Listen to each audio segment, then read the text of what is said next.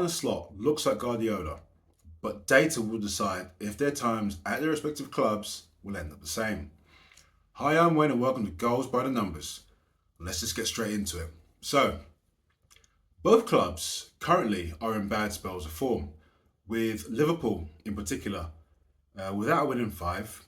Of those five, four consecutive draws and one defeat.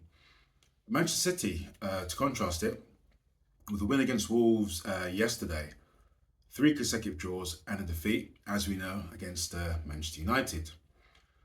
Liverpool travelled to Bournemouth and lost a last-minute scrambled winner. And why is this important? Well, after 23 matches, the current champions have only 36 points, which seems incredibly low. In fact, 36 points isn't enough to be guaranteed safety in the Premier League.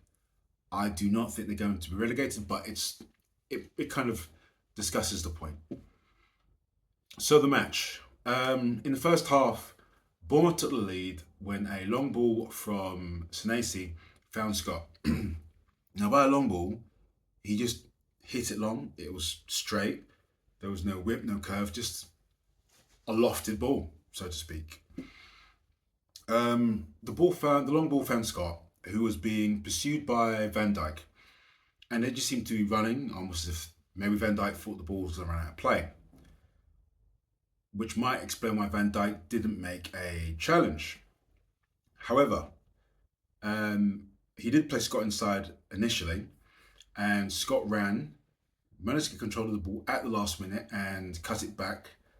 And the cutback cross fell to Evan Nilsson, who was able to finish from 6 yards out. Joe Gomez did make a last-ditch attempt to block the Evan Nilsson shot, but when I think about it, he probably wasn't expecting Van Dijk to be running after Scott or jogging after Scott, not making a challenge, and dare I say, arguably ball watching, which seems like a very dangerous thing to do inside the box. Manchester City have signed Marc Guéhi in the last couple of days, and I've no idea why Liverpool didn't try to do the same, especially as they really need help at centre back.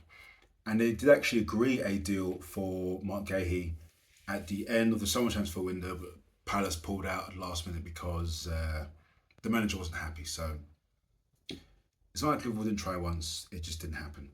So here we are today. Bournemouth got their second when Van Dijk again was positioned too deeply and played on the Bournemouth player Jimenez. He ran on the outside and behind Kirkes and finished with a low drive. Sometimes it feels like every time I watch Van Dijk, he seems to be making some kind of mistake, or just too slow to react, or not focused, or too deep and playing numerous players on side. Maybe it's just me, but maybe that's something we should delve into in the data. In fact, actually, in the last 5 matches, Van Dijk has only won 2 tackles. He's also scored 2 goals, which seems like a very strange combination or data set for a centre-back. The ball for Jimenez, in a similar fashion to the lofted ball for Scott. Yes, it was a through ball. Yes, it was a good ball, but you could see it run. You could see the ball moving for about 20 yards. So Van Dijk could have got out there and made a tackle. Would have got plaudits for positioning, for the tackle, even though it was only 1-2 in 5 games. But yeah, played on one side. Jimenez finished, good goal, and went out 2-0 down. So there was green shoots of recovery and a redemption arc, no less, when just before half time, Van Dijk scored a near post header from a corner which was crossed in by Szoboszlai.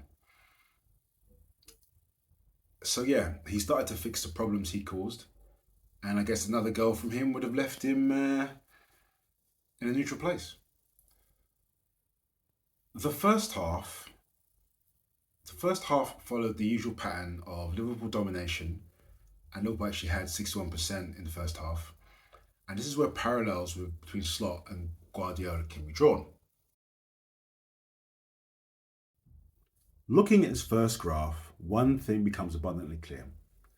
Possession and shots on target are both trending down. Pass accuracy, on the other hand, though it has gone up and down, I don't think this can be used to fairly reflect on what's happening. For example, if a team is losing, they are more likely to play riskier balls. Therefore, their pass accuracy can be affected. But in terms of actual possession, this is Guardiola's forte. And this is what he was known and hired for. I believe the theory is if we have the ball, the other team don't have the ball, we can dictate and control the play. But as the possession starts to go down, meaning other teams have the ball more, that control is being relinquished. When you add to that the fact that shots on target is actually going down, we have Pep Guardiola teams where they don't have the ball as much and they're getting less shots on target. Less shots on target ultimately means less chances to get points on the board. Looking at the second chart, things actually started to look a bit worse. So Manchester City had a few seasons where they scored 90 goals. Their defence was also quite miserly, where they were able to ensure that they conceded less than 40. But in the last season, something changed. Not only did they score less, they conceded more. Hence, you can see from the green line, the goal difference has absolutely dropped. What does this mean? Guardiola has made a tactical change somewhere, but whatever change he's made, it is clearly not working. We are also in a scenario where he's at a club and still in charge longer than we have ever seen him. What we used to refer to in the Fergie days, or even the Wenger days, as rebuilding the team, because players would come in and come out in, say, a 3, 4, 5-year cycle, does appear to be happening at Manchester City, but doesn't feel as coherent as it should be. There was a phase when they were signing players who were 22, 23 for around 60 million, because that was deemed to be a good price to pay for a player, plus you could get 5 years out of them and still sell them on for profit. Now, it seems to be signing players, dare I say, a bit like throwing mud at a wall and seeing what sticks. Slot appears to be having a very similar drop-off, but just in a very short time frame and without the numerous trophies. Loads of possession is great, only if you are able to score goals and not concede so many. But both teams are finding that very difficult this season. In the second half, Liverpool had more possession as they tried to come back from behind, and that got to 73%. And in the 80th minute, Szoboszlai scored with a nice work free kick where Salah ran across the ball, rolled it back, and Szoboszlai curled the ball into the far post. Really good strike.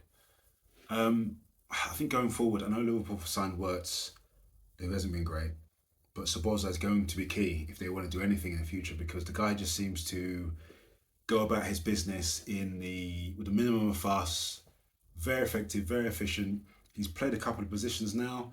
I've seen him in right back, right wing, behind the main striker. So yeah, give that guy a new contract and keep him close, Liverpool. Or don't, sell him. Why would I care? Where are we next? Okay, and so the winner, the actual goal that won the match was scored by Bournemouth, where a long throw-in was lobbed in, I guess, in the 95th minute from Hill on the Bournemouth side. The ball actually appeared to be heading towards Van Dijk, and guy that big, he is good in the air. I've seen him headed the ball, and in the same match, he actually scored a near post header. So the guy has abilities in the air, but for reasons I can't explain, he didn't jump, and the ball seemed to go over his head. Now, was he nudged? Was he distracted? I'm really not sure. However, he stood and watched the melee take place with other players trying to clear the ball and get rid of the scramble. And then when the ball went in the goal, he just kind of looked around as if to say, why has this happened? But having had watched the replay, Endo was part of that first attempt where Van Dijk didn't head the ball. He managed to still get involved, put in at least a tackle to try and stop someone and fight to regain possession. Szoboszlai, he started running away, or he started moving away. Now, I'm not sure if that's because he thought, once we get possession, we're going to counter. That's the only conclusion I can come to.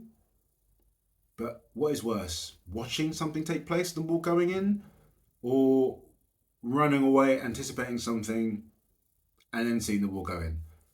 I don't know, but that was a 95th minute winner, and Liverpool had no chance, no time to mount a comeback, and 3 goals conceded.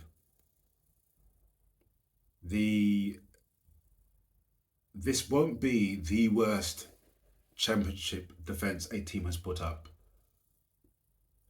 but it's going to be spoken about for a while, especially after having spent a couple $100 million in the summer. This is just not working out. And unlike Pep, another manager who likes to have really big possession numbers, Slot is doing the same, not adapting and not winning. So yeah, it'll be really good to see what happens with Liverpool going forward. However, questions, comments, concerns. Do we think Slot should get a new contract? Do we think Trent Alexander-Arnold is the reason for Liverpool's demise this season? And Pep Guardiola, has he peaked? Hi, I'm Wayne, and catch you in the next one.